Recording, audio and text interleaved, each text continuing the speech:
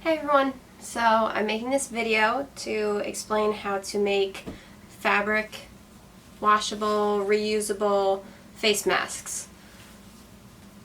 Joann's right now has a really great program going where they're donating the materials to make these masks. So you can call your local Joann's fabric store, drive up, and they'll bring it out right to your car and drop it off. They'll give you squares of fabric already cut, plus elastic to go around the ears. So the fabric that Joann's will give you is 100% cotton. The fabric that I'm choosing to use is 100% cotton, but also of at least 500 thread count, because the research shows that that filters the air better. So all the materials I'm about to show you can be bought at Walmart, or most of them can be found at a dollar store too. So let's get started. So what you're going to need is your fabric. If you go to Joann's, they have fabric pre-cut for you. If not, I got a few things of 100% cotton fabric in different patterns. And then I got these sheets, which are 100% cotton and 600 thread count. That way they have that good filtration. You're also going to need either ribbon or elastic. Like I said, the Joann's packages will give you the elastic. I chose to do the ribbon because the finished product, as you can see, will be tied around the back of your head rather than the elastic. And the ribbons will last longer, especially with repeated washings in hot water, which is recommended. So either way is fine, but like I said, I chose to do the ribbons. You're also going to need a ruler so you can measure out your square, scissors to cut the fabric and thread and everything. You're going to need pins to hold everything in place. You're going to need thread and needle. As I said, these are all the materials that you need. It's also nice to have a sewing machine, but if you don't have a sewing machine, I will later in the video show you how to make one by hand. So these are the required materials. Next are some things that I recommend, but you don't necessarily need. One thing is a seam ripper, which is used to pull out the stitches if you make a mistake. Very helpful. Another thing is either matches or a lighter, some type of flame to finish off the ends of the ribbons, or clear nail polish. And then most of the fabric masks do not have anything to stabilize the top on your nose, but I wanted mine to have that little extra level of protection, so that way it has a metal piece in it to bend around your nose just like the PPE ones. So to make that, I bought these aluminum oven trays. The aluminum is good because it won't rust in the wash, and it's easy to cut with just regular scissors. So to make that nose piece, I cut some strips of aluminum that are about 4 inches long and 1 inch wide, and then I folded it in half, like so, to make it a little bit stronger. And then using scissors, I just cut off the corners so they're rounded edges. So this is the finished what it looks like with the rounded edges. So to begin, you are going to start by measuring out your square. I made mine 9 inches wide by 7 inches high. You can make yours a little bit bigger or smaller depending on your preference. So I cut out one square of the 100% cotton pattern fabric and one square of that 100% cotton 600 thread count sheet. And so this will be the lining and this will go on the outside. So once you've cut out your squares and you've cut your ribbons or your elastic, you're going to put them together. Now the Joann's ones are all going to be pattern fabrics, So when you're doing that, you want to make sure the pictures are facing each other for this part. For mine, since my lining is just white, doesn't really matter which way it faces out. So we have the picture up and then the white on top. So once we have that lined up, we're going to be putting in the ribbons or the elastic. So you'll need 4 ribbons. I made mine about 18 or 20 inches long. You can vary the length based on what you need. You can measure it by taking the ribbon and wrapping it around your face, tying it in a bow, and then cutting it in half, and then it'll be a little bit longer than you need. Or you can just go with what I did. So for the ribbons, the ones that I bought have a shiny side and a dull side. I decided to make it so that all of mine, the shiny side is facing out, but you can just put them in whichever which way. Doesn't really matter. It's up to you. So to do this, you're going to put the whole ribbon, so you're going to pull the fabric back, you're going to put the whole ribbon inside and just have a little tab sticking out at the top corner and fold it down. When you're placing the ribbon, you're going to want it to be about ½ inch from the top, no less than that, because when you sew around the edges, you don't want to catch the ribbon in that top edge. So once the ribbon is in place, you're just going to take one of those pins and pin it on. And we're going to do that on all 4 corners. So you peel back the fabric, put the whole ribbon in, and leave just the tab out. Now this time before you pin it, you want to make sure you flatten the fabric down so that way it lines up nicely before you stick that pin in. When I put in pins, I like to go from outside to inside, going perpendicular to where you're going to sew. That way as you're sewing along, it's very easy to just pull the pins out the side. So we have 2 of the ribbons. On the other side, I'm going to do this, but just for a moment, I'm going to demonstrate how you would do the elastic. So for the elastic, you're going to put one side on this corner, pin it to the back piece,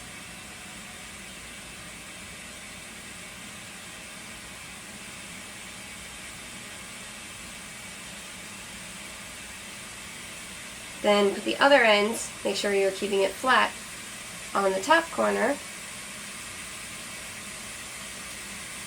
pinning it to the bottom piece.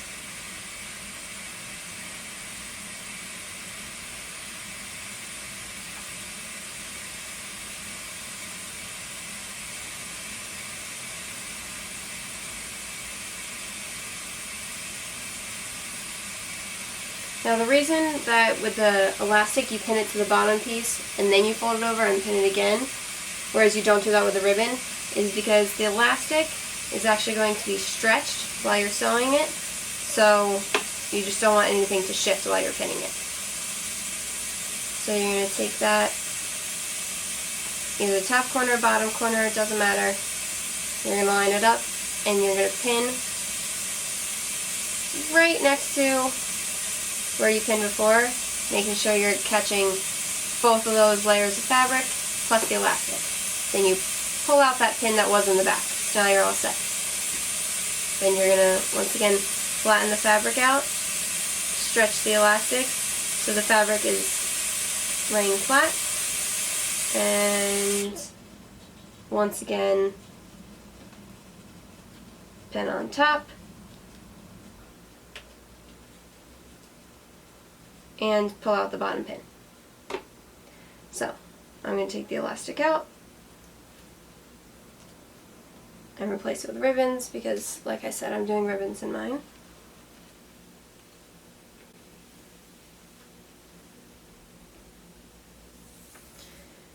So now the way that you line it up so that the ribbons all have the shiny side facing out is you want to imagine the shiny side is like the picture, and so you put it face to face. So the shiny side, in my case, is down, because the picture is facing up. And the reason why you do that, you have the picture on the inside and the ribbons on the inside, is because we're going to sew around 3 edges and then we're going to flip it right side out. And when you flip it right side out, all these seams and uncut edges will be on the inside, and the ribbons and the picture and everything will be on the outside. So I'm just going to tuck that ribbon in. Leaving the tab out.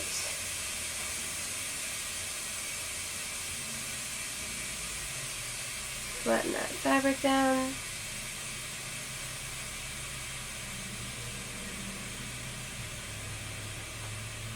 And pin it in place.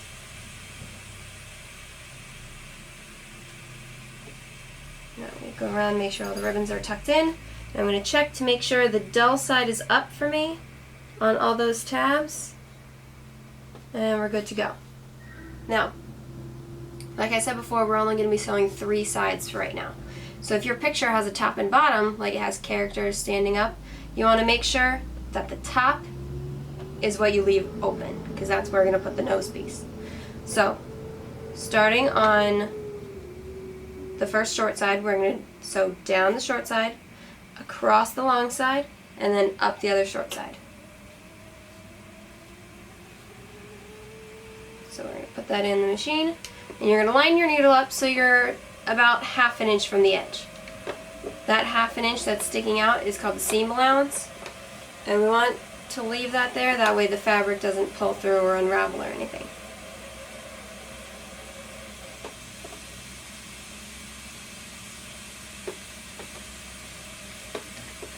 Almost forgot, we have to pin the rest of the sides. So, even though you have the 4 corners pinned, it's good to add in a couple extra pins around those sides just to make sure nothing shifts while you're sewing.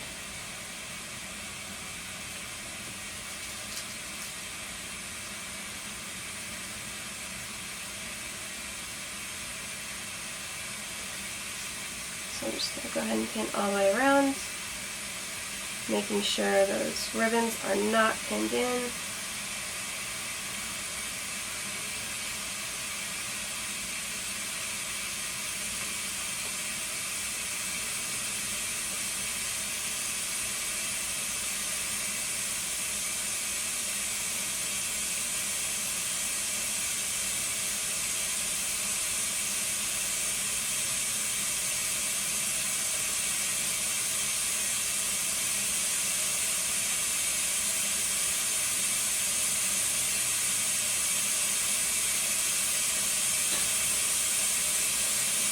Now, even though we're not sewing that top edge, I'm going to pin it anyways because it makes it so that really nothing shifts. It just stays a little bit more stable.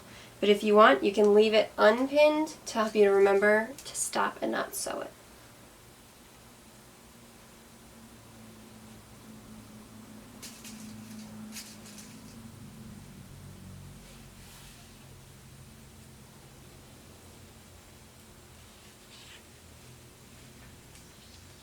Alright, my fabric does not have a top and bottom, so I'm just going to get started on one of those short sides. Once again, I'm lining the needle up about 1/2 inch from the edge to allow for that seam allowance.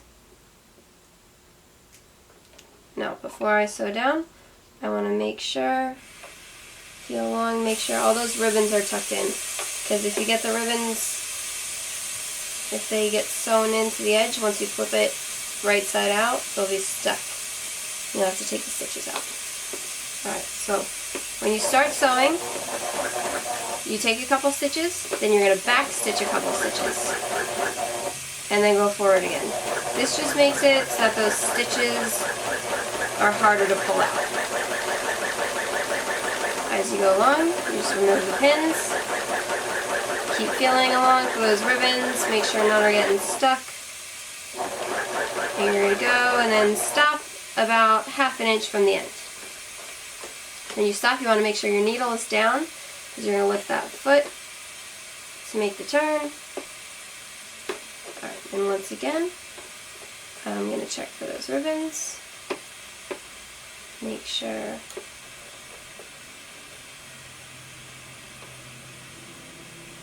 they're not stuck, and let's start it.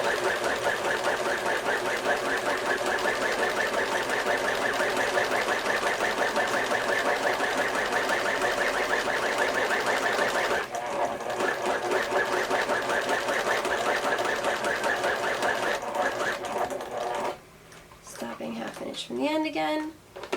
Turn.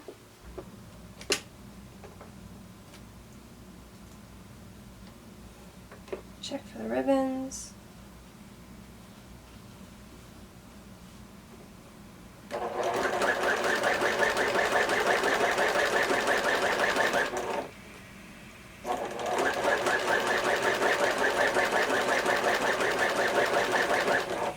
Since this is the last edge, you're going to sew all the way up to the top. And then do that back stitching again. So you just go back a couple stitches and forward. So it's less likely to pull out. Alright. So then you pull it out. You're going to cut those strings off close to the mask, leaving a little bit extra on the machine. And I'm going to cut the threads off from the beginning. There we go. Another thing that's helpful to have, but not necessary, is an iron, because you can use it to press down those edges to make them really crisp. It helps you with some of the later steps, but is not necessary. So we're going to take the mask, and we're going to flip it so it's right side out so you can see that picture.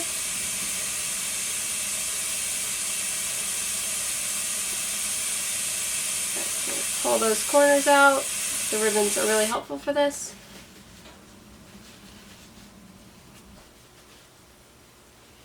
Now, if when you're turning the corner out, you're having trouble getting it to turn all the way, you can flip it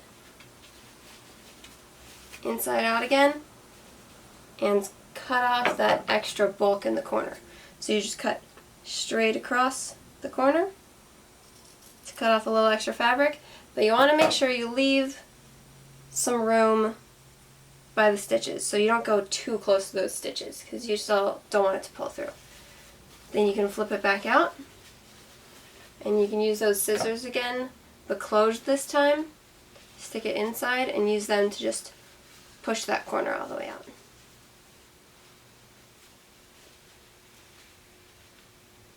There we go. So we've got it all right side out. We checked, see all of our ribbons are free. And I'm going to iron those edges.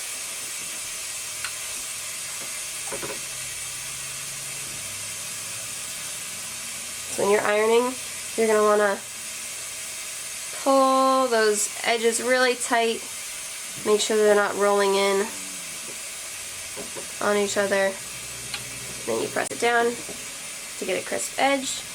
You're going to do this with all 3 edges that you sewed.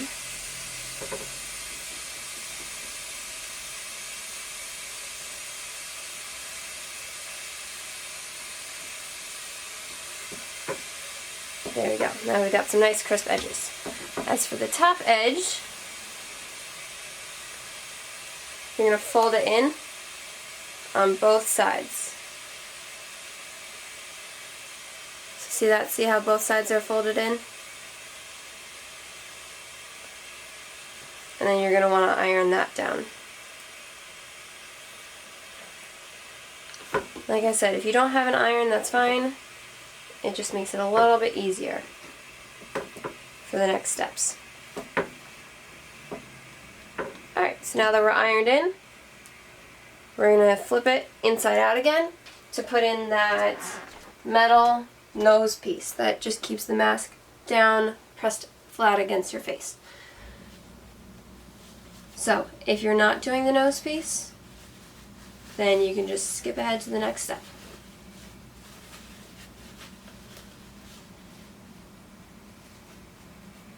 Alright, here we go.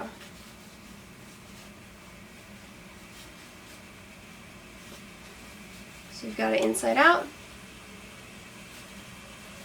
And this is where you can really see how the iron helps, because see how that edge stayed down because it was pressed there?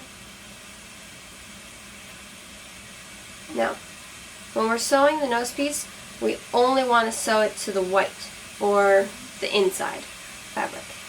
So to help make sure that you don't sew through the back, you can take a piece of cardboard and stick it right in there. That way you've only got the white lining fabric on top. Then we're going to take that metal piece. You're going to lay it down, center it a little bit. You want to put it up by the top, but not quite to the edge, because you still need room to sew that closed over top of it.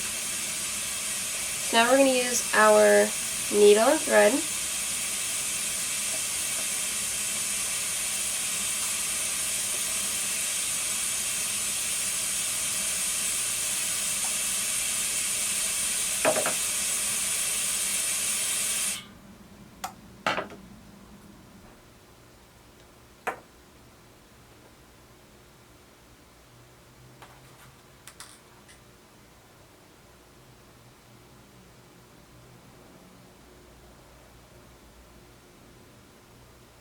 So you're just going to pull the thread through the needle, about halfway.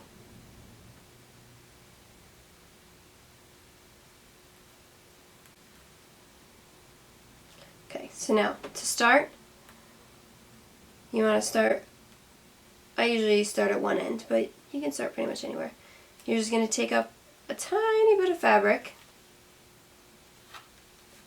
and pull the thread almost all the way through, leaving a little tail that you can use to make a knot.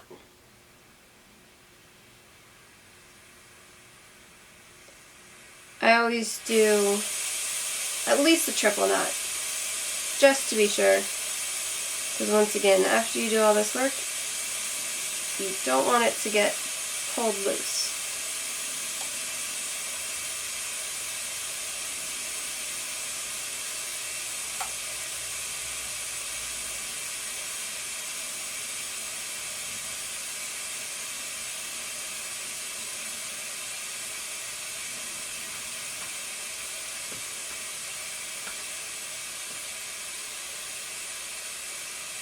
Okay, so put that metal piece, line it up, close